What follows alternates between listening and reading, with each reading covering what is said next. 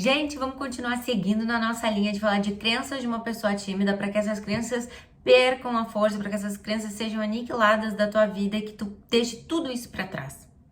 Eu achei muito coerente a gente começar esse vídeo, ao invés de citar a crença em si, falar de uma coisa importante que muitas vezes a gente deixa para depois, ou a gente não pensa muito bem nas nuances que existem, principalmente na ideia de que uma pessoa tímida se preocupa com a falha. Por exemplo, falar em público. Eu tenho vergonha de que eu vá falar, eu cometo alguma gafe, eu fale alguma coisa errada, eu falo alguma coisa que não tem nada a ver com o assunto, ou eu não saiba o que falar. E a gente fica preso ao medo de falhar. O medo de falhar, ele tem muitas coisas dentro dele. E aí a gente cai na armadilha de pensar que o medo de falhar é medo de falhar.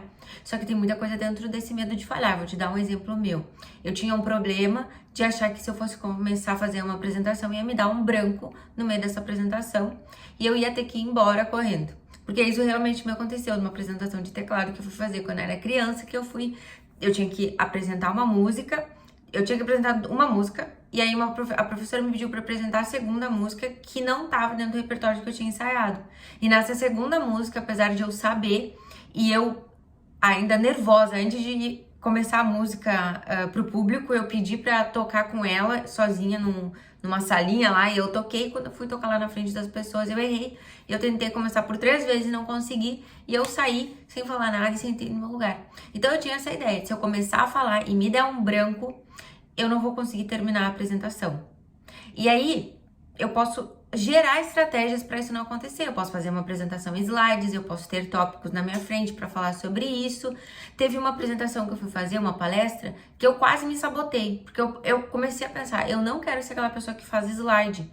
E aí, o que eu fiz? Eu disse, eu vou começar a fazer estratégias dentro da minha mentalização, de passo a passo da minha própria palestra.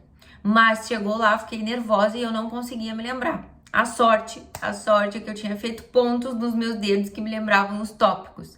Mas na hora eu fiquei tão nervosa que até os pontos perderam um pouco o significado. Mas depois eu lembrei e aí a palestra seguiu. Mas ela teria seguido muito melhor se eu tivesse uma apresentação em slides, que eu tivesse tópicos e eu fosse me lembrando.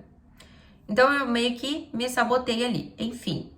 Aí tem pessoas que elas acham que elas vão falhar e elas não colocam por que elas acham que elas vão falhar. Tem gente que pensa que eu vou falhar porque eu não vou ter assunto, ou porque eu vou contar a minha história, ela vai ser muito pequena. E isso pode ser verdade, pode ser coerente esse teu pensamento, pode ser que tu não tenha esse repertório ainda, que tu tenha que exercitar, contar histórias para as pessoas, que tu tenha que exercitar, contar coisas, ou pedir informações dessas pessoas. Tem uma coisa muito significativa também da pessoa que ela é mais tímida, que ela não tem essa habilidade de conversar muito com as pessoas, e que ela vai falar e ela fecha assuntos. Ela, em vez de fazer perguntas amplas, ela, em vez de aproveitar uma pergunta que fazem pra ela e explanar esse assunto, ela fecha. Pergunta, como é que tu tá? Eu tô bem. O que tu faz? Eu faço faculdade de tal coisa. Ela não consegue abrir mais o leque de informações. Eu me lembro uma vez que uma pessoa me deu esse toque. Ela disse, nossa, a pessoa te perguntou, tu faz psicologia? Eu falei, faço. Aonde? Na PUC. Aí a pessoa insistiu ainda. E que matéria tu mais gosta? Eu falei, tal. E fechou o assunto. Tipo, eu não dava abertura. E aí a pessoa, uma observadora, falou, tu podia abrir mais o assunto, falar que tu gosta disso, falar que tu gosta daquilo, que tu tá em tal semestre, que tu tá isso, que tu tá assado. Mas não, a gente fecha o assunto. E aí a pessoa que tá ali, ela pode estar na maior boa vontade pra conversar contigo, ela não tem mais como abrir mais esse assunto contigo, sabe? Então a gente tem que cuidar isso com os fechamentos dos assuntos. E, voltando ao que a gente estava falando, em que consiste o meu medo de falhar? Por exemplo, tem gente que tem medo de falhar quando vai falar com a pessoa e acha que essa pessoa ela não vai retribuir dessa mesma forma, ela não vai responder o que eu quero e eu não vou saber o que dizer. E para isso, eu posso ter um repertório já na minha cabeça. Se a pessoa disser isso, eu posso falar isso. Se a pessoa disser assado, eu posso... Entendeu que, às vezes, a tua falha pode te levar para alguma coisa que tu tem que fazer um pequeno ajuste que vai te dar uma segurança enorme para estar diante daquela situação depois. Uma coisa que eu tinha por muito tempo, eu ficava pensando assim, Eu não sei se eu sou uma pessoa que eu consigo falar por 10, 15 minutos de um assunto e seguir uma linha lógica. Eu acho que eu não tenho essa capacidade de ficar 2, 3, 4 minutos fazendo isso. E eu não sei se isso também pode parecer na tua cabeça algo importante, mas na minha cabeça era algo importante. E a gente nunca vai saber se eu tenho essa capacidade se eu não me colocar na situação. Então, eu tinha essa crença e como eu não tinha nada na minha vida que fortalecesse isso ou que me dissesse o contrário, eu continuava acreditando isso. E por que que eu pensava isso? Porque toda vez que eu fazia uma apresentação num colégio ou na faculdade, eu resumia muito o que eu tinha que dizer, eu resumia em um parágrafo mínimo. Eu queria, antes da apresentação, eu até ensaiava, fazia aquela apresentação de uma forma e chegava lá, eu ficava nervosa e resumia todo o assunto. Então eu tinha na minha cabeça que quando eu fosse estar num contexto de explicar qualquer coisa, eu ia reduzir o assunto e aquele assunto eu não ia conseguir fazer ele durar por muito tempo. Que eu ia começar a falar de uma coisa e eu ia querer que aquilo terminasse o mais rápido possível. E isso também juntava com algumas crenças complexas de estar sendo avaliado dentro de uma sala de aula e eu colocar a mesma situação para uma vivência social. De eu achar que eu também estaria sendo avaliada num contexto social, conversando com um amigo, e isso não é a mesma coisa, mas a emoção era ativada da mesma forma. Se eu não conseguisse abrir isso e desvincular, eu ia viver sempre com uma ideia fantasiosa de uma situação parecida ou da mesma ideia fantasiosa que eu não tinha essa capacidade. Eu tinha a ideia de que eu não tinha essa capacidade de manter o assunto e eu ainda tinha a ideia de estar sendo avaliada em um contexto diferente.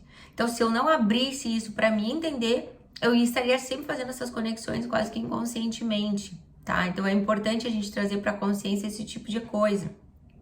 E vamos pensar assim, a pessoa pode achar que, eu vou conversar com alguém e eu não vou ter assunto.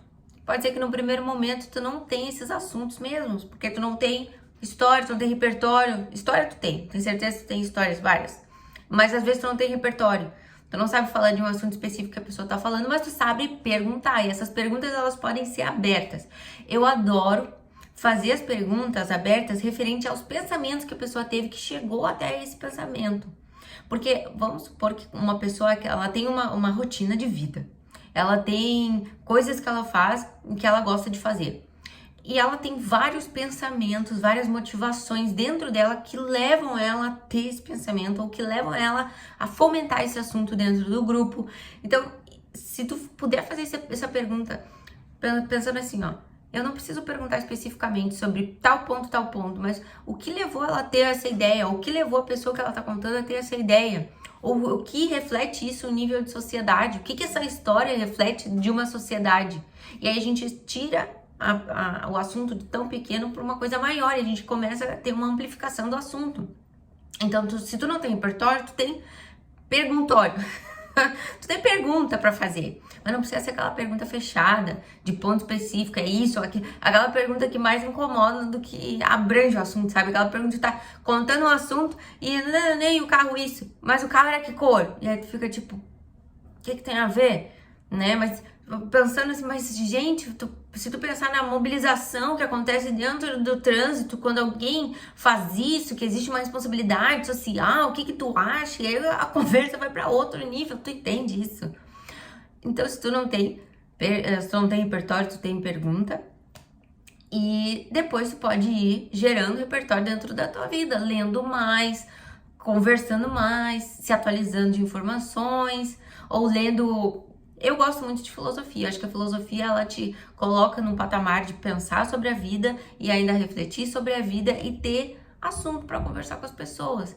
Então, estudar filosofia, estudar qualquer assunto, abre margem para te ter conversas muito legais com as pessoas.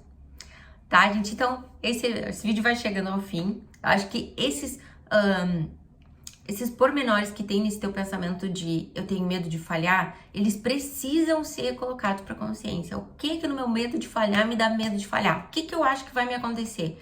Se a gente não souber isso, não tem como tirar essa angústia de ti. A angústia, gente, eu vou trazer até um aspecto mais profundo. A angústia é um afeto, é um sentimento, um afeto desligado da ideia. Eu não sei nem de onde vem, eu só sinto. Se eu não faço essa ligação, eu não tenho nem poder de reação, eu não consigo nem tomar uma iniciativa para para realizar essa modificação de pensamento. E aí eu fico pensando, ai, medo de falhar. Quando eu falo é medo de falhar, eu nem sei do que é. Eu não consigo atuar. Eu não consigo mudar. Pode ser que o teu medo de falhar tenha consistência, que tu realmente não tenha essa habilidade social de puxar esse assunto, de fazer uma pergunta mais abrangente. E a gente pode depurar esse tipo de atitude, é muito simples. Pequenos ajustes já vão modificar a tua oratória, já vão modificar o que tu fala com as pessoas, já vão trazer uma conversa mais interessante, sabe? Então tá, gente. Meu nome é Julia Von Wurber, eu sou psicóloga. Deixa o meu beijo aqui, peço teu like também, já deixa teu like. Um beijo, até o próximo vídeo.